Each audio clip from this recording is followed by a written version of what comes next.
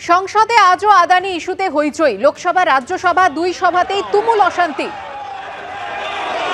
आप जिस मुद्दों पर चर्चा करना चाहते हैं उन सब मुद्दों पर चर्चा करने का पर्याप्त अवसर दिया जाएगा, लेकिन आप सदन को नियोजित तरीके से गतिरोध करना चाहते हैं।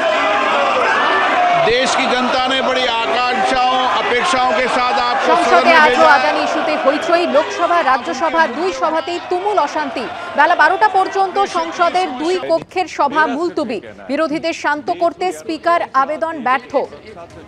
আবেদন ব্যর্থ হয়ে যায় এবং গতকাল বিরোধীদের হইচইয়ে গোটা দিনের জন্য মুলতবি হয়ে যায় সংসদের অধিবেশন।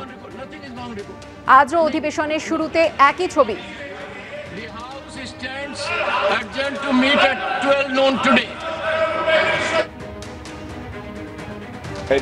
मेरा सिर्फ ये कहना है, देश की अर्थव्यवस्था, देश की सुरक्षा से जुड़ा हुआ अडानी का केस। माननीय सदस्यगण, मैं आपसे आग्रह करता हूं।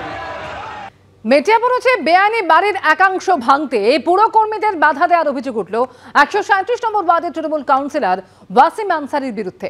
ভিডিও দেখিয়ে প্রতিবাদে সরব হয়েছে কলকাতা পুরসভার এমপ্লয়িজ ইউনিয়ন। কাউন্সিলর এমনটা করে থাকলে অন্যায় করেছেন, প্রতিক্রিয়া মেয়র ফিরহাদ হাকিমের। কটাক্ষ করেছে বিজেপি। ऑर्डर हम लोग के पास है। ऑर्डर देख पहले वार्ड काउंसलर ये क्या लिखा हो पहले पढ़ो तो अच्छा से।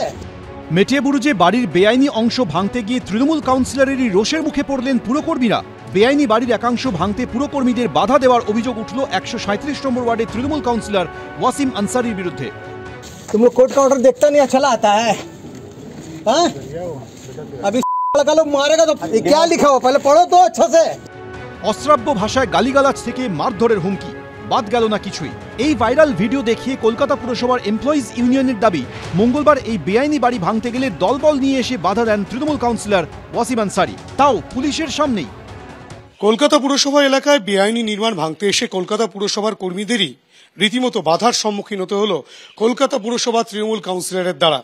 এই ঘটনা ঘটেছে মেটিয়াবুরুজের 137 নম্বর ওয়ার্ডের আর 128 মসজিদ বাড়ি লেনের এই যে বাড়ি রয়েছে সেই বাড়ির একেবারে ওপরের অংশে।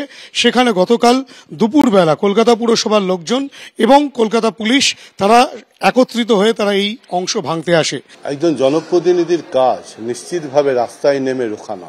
বেআইনিভাবে ভাঙতে গিয়ে থাকে তাহলে তার ক্ষতিপূরণ ক্লেম করারও জায়গা রয়েছে। সুতরাং আইন নিজের হাতে নিয়ে তিনি আইন রক্ষকের ভূমিকা পালন করবেন, এটা সমীচীন না। তৃণমূল কাউন্সিলরের দাবি, আদালতের স্থগিতাদেশ থাকায় বাড়ি ভাঙতে বাধা দিয়েছেন তিনি। এটা হয়েছে 27 তারিখ পর্যন্ত কোর্ট দিয়ে অর্ডার ছিল, কর্পোরেশন গিয়ে ভেঙে দিয়েছে, পুরো ছাদটা ভেঙে কেটে দিয়েছে, আর কিছু নেই। কোর্ট 27 তারিখ পর্যন্ত স্টে অর্ডার দিয়েছে। আমি গিয়েছি, আমি রুখতে গিয়েছি, আমি রুকিয়েছি কি দেখুন কোর্ট অর্ডার আছে 27 পর্যন্ত স্টে অর্ডার আছে, আপনি কেন ভাঙছেন? তৃণমূল কাউন্সিলরের পাশে দাঁড়াননি মেয়র, তবে এ নিয়ে কটাক্ষ করতে ছাড়ছে না বিরোধীরা। যদি করে থাকে আমি জানি না, তাহলে অন্যায় করেছে। তার কারণ পুর কর্মীরা হলো আমাদের সহায়ক, আমরা কাউন্সিলর, তাদের নিয়ে কাজ করি এবং তাদের জন্য এলাকায় আমাদের সুনাম হয়। আমি জানি না উনি কি করেছেন, তবে যদি কি কেউ করে থাকে তাহলে এটা অন্যায় করেছে। Law will take its own course.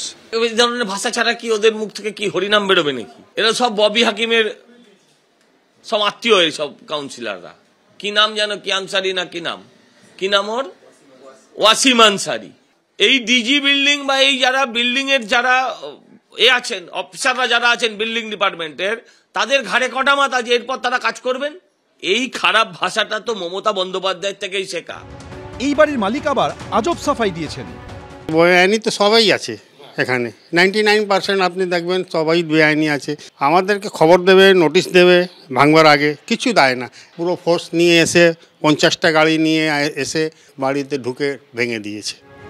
শনিবার টক টু মেয়র অনুষ্ঠানে এক মহিলা ফোন করে বেআইনি নির্মাণ নিয়ে সরব হন। তিনি অভিযোগ করেন, হাইকোর্টের নির্দেশের পর 2 বছর কেটে গেলেও বেআইনি নির্মাণ ভাঙতে পারেনি পুরসভা। একথা শোনার পরই ডিজি বিল্ডিংকে কার্যত ভর্ৎসনা করেন মেয়র। সেদিন ফিরহাদ হাকিম স্পষ্ট নির্দেশ দেন, এবার থেকে প্রয়োজন হলে পুলিশ বাহিনীকে সঙ্গে নিয়ে বেআইনি নির্মাণ ভাঙা হবে। তার মধ্যেই সামনে এলো মঙ্গলবারের ঘটনা। অর্ণব মুখোপাধ্যায়, হিন্দোলতে, এবিপি আনন্দ, কলকাতা।